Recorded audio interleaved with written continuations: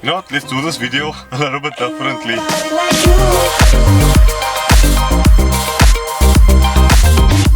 Hello everyone, welcome to Liberebil. This is the Mazda 2 1.5 individual, and as you guys can see by this interior, my microphone is over here, so this is recorded in stereo. You can wear headphones and you should get a more immersive impression of what's going on here. I like point of view. I think you guys can get a perspective of what's going on in front of me, how easy the car is to drive, what the mirrors is like, and obviously how this instrument cluster looks. It actually looks really nice, eh? I mean, look at the center little rev counter over there. We've got two screens flanking it. Let me see quickly, start the car. On the left we have our gear shift indicator, and also we put it into manual. The truck's making a noise there. If we put into the manual mode, we can actually see what gear we're in, so we can toggle through the gears, but the pedals are on the steering wheel as well. And on the right we have different, oh, radio's on. We have different information over there, like our range, and I can flip through the average fuel consumption, etc, etc, etc. So remember guys, I said I wanted to be a little bit more critical with these cars, and that's because a lot of you guys are actually buying these cars that I'm featuring. So I really want to show you guys the ins and outs, and you know, just try and be a little bit loose, not be so serious in the filming of these cars, and also show you guys the realisms of driving around, and you know, the things that we face. Is a Honda, a Uber coming really fast on here, so let me go out. Oh yeah, quite a nippy little car. A heads up display also on this individual one. We've got 82 kilowatt and 145 newton meters of torque, and a 6-speed automatic gearbox. With this lever down here, we even have a sport mode, so I can toggle into sport mode. It gears down, and the throttle response is a lot better, and just the shift points has been changed a little bit on the gearbox, so it's a bit more quicker to gear down. Okay, let's put it back into the normal mode quickly. This car's competition, right? The Ford Figo and the VW Polo. The Mazda 3 will fall into the Golf category. So let's say VW Polo and let's say Ford Figo as it stands. The price point this car's coming in, I think it's starting at around 233. It's not a lot of money, but this car can get expensive quite quickly. This one I'm in is around just over 300,000 rand, and it's quite a bit of money. But for that 300,000 rand, a lot what you're seeing here is standard. We've got a Mazda's infotainment system, which even when I'm driving, I can actually go press it's got shortcut buttons over here. So if I go music, I'll probably show you guys that when I'm doing the intro. So if you guys like this new format, click in the top side of the screen, yes or no. I'm trying to make the videos just a lot more normal and, you know, a lot more me. Okay, let's get to some of this car's good points. The engine is actually quite strong. If you get it to where the VVT kicks in, I think this car's got VVT, you can actually feel the car pick up a lot stronger. Let's actually turn the aircon on here, which isn't quite hard. Nice big knobs to turn, and aircon, and the recycle button in the middle. So yeah, after this I'm going to take you guys around the car, show you guys the infotainment and things like that. So I think doing the video like this is a lot cooler, because a lot of you guys want to see the driving stuff like first, and then you want to see like all about the car if you're interested. Because obviously if you're not interested in this car, you're going to click away. But yeah, I hope you're enjoying the video so far. Traffic in Cape Town is always bad as usual, and that's the advantage driving such a small nimble car around. You can just point and shoot, you know what I mean? It's not something you have to worry about weeding through traffic. Here's the first downside, or the first thing that I'm not too sure about this car. The ride is a little bit jiggly. Now that does help you around corners. I must say this car feels very exuberant around bends, but like you see, you can actually feel bumps and things like that, and I don't know, I think the Ford Figo glossed over bumps just a lot better than this car, but this car has a lot more kit than the Ford Figo, like the heads-up display and the radio.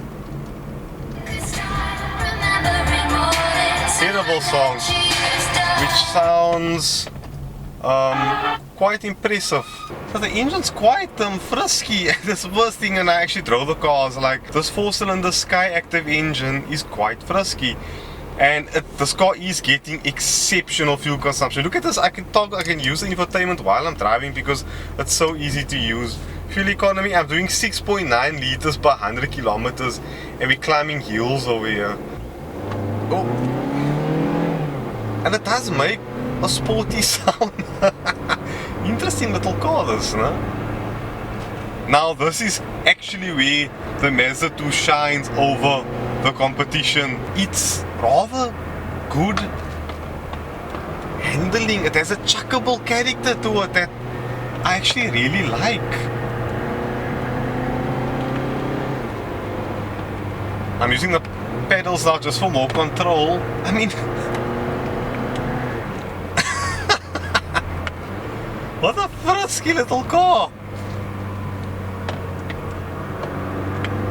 None of you are going to drive the Mazda 2 like this, but I must admit, if you do want some spirited driving, it's quite entertaining. But okay, yeah, this ride is quite jiggly. So, the one thing I've always said here on this channel, I'm never going to tell you guys not to buy a car. I'm never going to say, don't buy this car, it's a bad car, because one of you out there are going to end up with one of these cars and you're either going to love the car or some of you are going to hate the car. So I've seen a lot, when I posted this car on my different social media platforms, a lot of people are like, yo, tell us more about it, let us see, or what's up with the engine. It actually pulls quite strong for the 1.5 litre engine.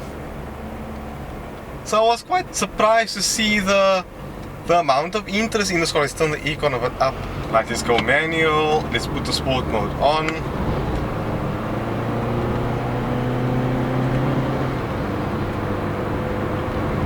Now the Range Rover, the Discovery is actually hoying it in Cape Town terms. Oh, this handling.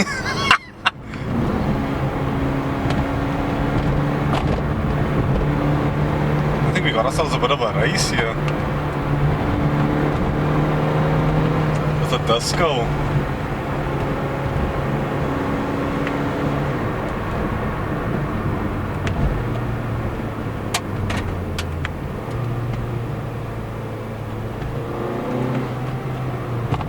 Quite a peppy little car, eh?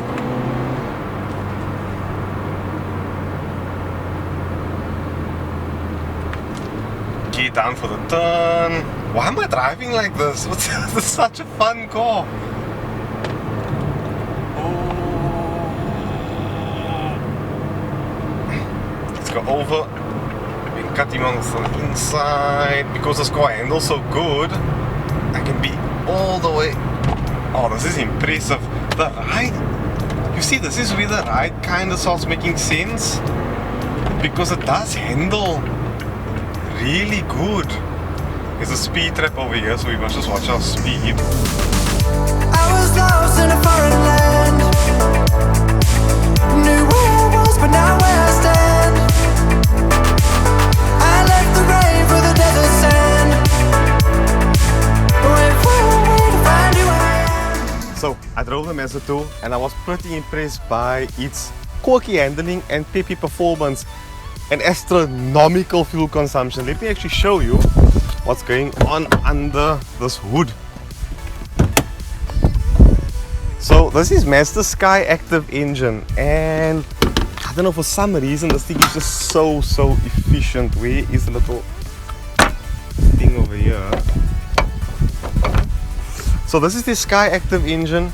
It's got a quite high compression ratio, but Mazda's done some clever valve trickery in order to get it not to ping, especially with its timing so far in advance. What's also interesting with this engine is this is the first time I send the car back with a half a tank of fuel. This thing did 300, almost 400 kilometers on a half a tank. It's unflipping believable, this car's fuel consumption. So do me a favor, vote on top if you like the way this car looks. I actually like the grille in front. If you remember, Mazda has rotary pistons, so I think they modeled that grille off a rotary piston. I like that they kind of kept that design element in this car. It does look quirky. I think it does look a lot more quirkier than the Ford Figo. But the most quirky part is the interior. Come check this out. Remember I said I'm going to be a little bit more like talkative with you guys in this. Check the seats first of all before I get in. This is brown here on the sides. And check there's like a suede, almost velvety effect in the center. When you climb in, I think you can come around. Oh, okay, steering wheel's locked. But if you look at here on the inside, look at this nice steering wheel. I look around the hood over there. Your steering wheel controls. Everything feels like, okay, this here is a bit plasticky. Let me just turn that off. Check this out. Right, you have a heads-up display over there as well. That's quite nice. And also, if you look at the infotainment system, like I said, I showed you guys yesterday, it's controlled through the center little knob over here. So that's quite cool. Also, the knobs in the center for the air control vents is quite nice, big. So while driving, it's easy to operate. The other interesting part about this car is the fact that a lot what you see here is standard on this individual model. The sound system, I think the radio is playing. Entertainment menu. You can see over here as I'm going through the different, like to go to the FM, it's quite easy. The radio is not bad. Definitely it's got enough bass and things like that to deal with your day-to-day basis. You could add a subwoofer if you want to. I think you're probably going to need a little adapter to get the subwoofer to work at the back. Behind the steering wheel you have some paddle shifters as well. This is the 6-speed automatic version. But seating position, again, like I said in the opening of this video, bang on. I love this big rev counter here in the center. Sun visors with mirrors. Unfortunately no illumination here on top, but everything is okay. There's even a bit of leather here on the dashboard. This is in my seating position. I'm not the tallest guy on the planet. Let's check out the back seats quickly. Oh, my brother's jacket is here, who's actually busy filming now. I mean, move right over actually. My brother's taller than me, but both these seats are in the same position. And if you look here, not bad at all. I'm sitting, my feet can go liquor underneath the seats. If I put my head back, I can relax. I have more than enough headroom to deal with. I have a place to put a cool drink and a little divider over here. Unfortunately, no USB charging here at the back. And a pocket to put your phone or iPad or whatever it is you want to.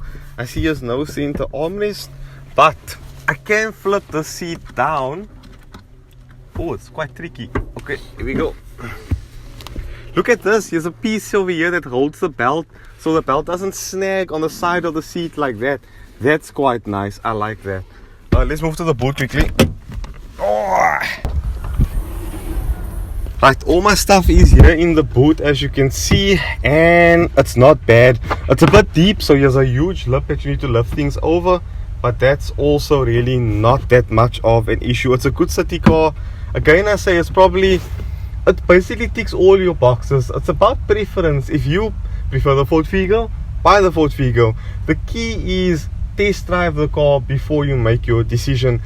Again, this car is in my top 3 best eco hatchbacks. I think it deserves to be there. It's extremely light on fuel. Okay, so if you enjoyed this video, don't forget to hit that thumbs up button, subscribe, share with friends and family. I really enjoyed my time with the Mazda 2. Thank you so much, Mazda South Africa, for forwarding me this car.